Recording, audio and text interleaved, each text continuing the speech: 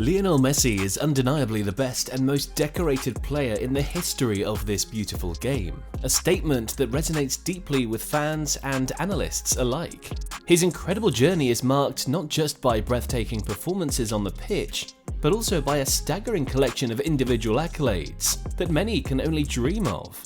In fact, Messi has won an astounding 8 Ballon d'Or awards, a feat that stands head and shoulders above any of his contemporaries, with Cristiano Ronaldo, his closest rival, trailing behind with 5. This remarkable achievement raises the question: does Messi's latest Ballon d'Or win, awarded in October 2023, genuinely reflect his performance during the season, or is it merely a celebration of his illustrious career, an acknowledgment of the legacy he's built over the years after winning a 7-game tournament? Such doubts have sparked heated debates among fans and pundits alike, as some argue that the award might have been more about honouring a living legend rather than evaluating his recent contributions on the field. In this video, we're going to dive deep into the analysis of the 2023 Ballon d'Or results, exploring the perspectives of both the audience and the voters, examining the criteria used in selecting the winner, and ultimately trying to unravel the mystery behind what truly constitutes greatness in football today. After a long wait, a fairy tale came true as Lionel Messi won the FIFA World Cup in 2022 as the tournament's best player. For Messi, this was more than simply a World Cup victory. It was the fulfillment of a long-held dream in his spectacular career.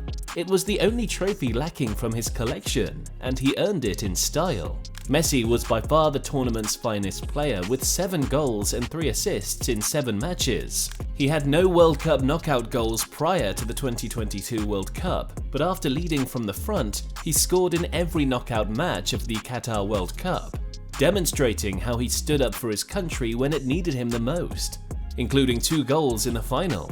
Argentina annihilated every opponent. They were tested by the fierce Dutch team and the French team, or simply Kylian Mbappe. Nonetheless, they managed to become world champions. Consider a player's national team career where he was viewed as a flop, losing numerous finals before retiring in 2016. After coming out of retirement, he won the World Cup as the tournament's best player, and back-to-back Copa America titles. This demonstrates that with dedication and hard work, you can overcome the odds and achieve the impossible.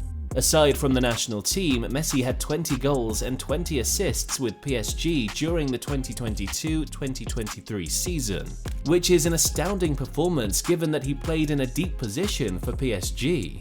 He helped PSG collect the Ligue 1 title and has won trophies for both his country and his club. When he returned to France after the World Cup, he was booed for defeating France in the final, and then again when they were eliminated by Bayern Munich in the UEFA Champions League, demonstrating the frustration of French fans as well as their inability to respect the game's all-time greats.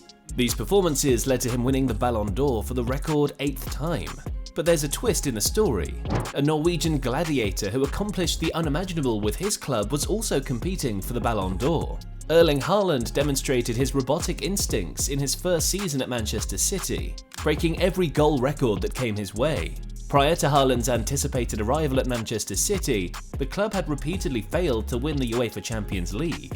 So when he signed on, many people assumed that the Messiah had arrived. Haaland, who flaunted his long golden hair, improved an already formidable team. Suddenly, City went from being a surefire Premier League Championship winner to chasing one of English football's most coveted statistics, the treble. The last and only other time this was accomplished was in 1998, by their own neighbours Manchester United. Haaland was the missing piece to City's excellent star-studded roster. Furthermore, he smoothly integrated into the system, embracing all of the strain that would not normally be reserved for a 23-year-old. He was the Champions League leading scorer, with 12 goals, and his 5-goal endeavour against Leipzig in the round of 16 was the talk of the town. Then he tore the Premier League apart. After 29 years, Alan Shearer's 35-goal haul, a joint record with Andy Cole, was ultimately surpassed by Haaland, who scored 36 goals in the 2022-2023 season. With 38 goals in 2023 alone, he is 1 goal away from surpassing the Premier League record for most goals scored in one calendar year.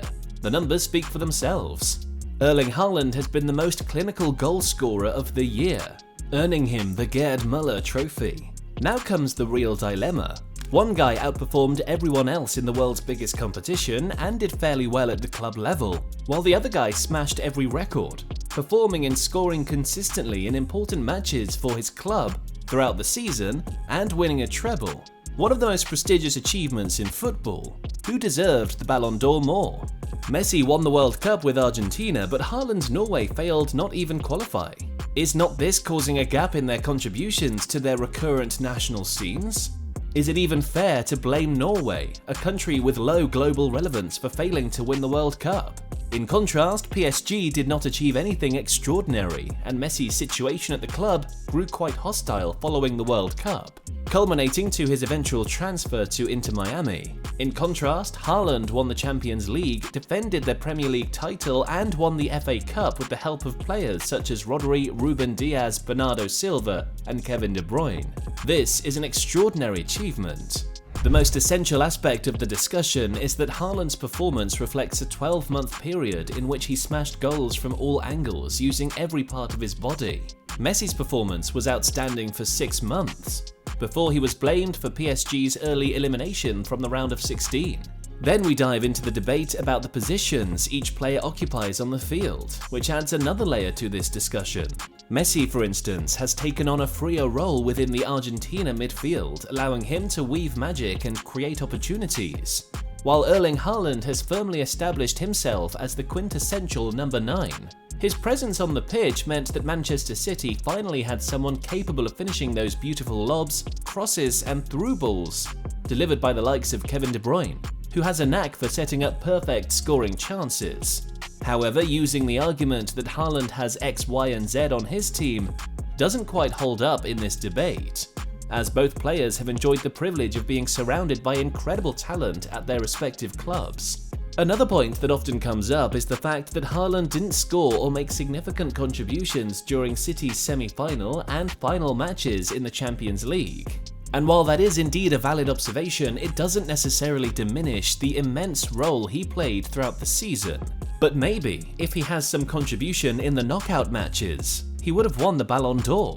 His arrival brought an unmistakable mentality of optimism to the squad, elevating the entire team's performance and contributing to their success in ways that go beyond just statistics. Ultimately, both players have demonstrated their worth in different ways, making this debate about their contributions even more fascinating. While both Erling Haaland and Lionel Messi certainly have their weaknesses on their resumes, there's no denying that each of them brought something unique to the table that made them deserving of the Ballon d'Or this year. Ultimately, Messi emerged as the winner, but even if Haaland had taken home the trophy, it would have ignited its own set of controversies, especially considering that Messi played a pivotal role in clinching the biggest competition in the world. This ongoing debate about who deserves the accolades is nothing new. It's a narrative we've witnessed time and again. Take, for instance, the 2010 Ballon d'Or, when Messi triumphed despite strong contenders like Andres Iniesta, who not only scored the winning goal in the World Cup final but also showcased incredible skill that year, and Wesley Sneijder, who led Inter to a remarkable treble. Similarly, in 2013, despite Frank Ribéry's treble-winning season with Bayern Munich, Cristiano Ronaldo snagged the award, highlighting how the jury's perspectives can shift the outcome. It's all about how the voters prioritize their criteria. Some lean towards individual brilliance, while others weigh the overall impact on team success and the trophies secured. This debate is far from over, and it's a testament to the subjective nature of greatness in football. Ultimately, what we can take away from this discussion is that the beauty of the game lies in its ability to evoke passionate opinions and heartfelt discussions. So whether you're Team Messi or Team Haaland, remember that each player contributes to the rich tapestry of football. And that's what makes this sport so incredibly special. Thank you for joining us in this exploration of the Ballon d'Or 2023. We hope you enjoyed the ride.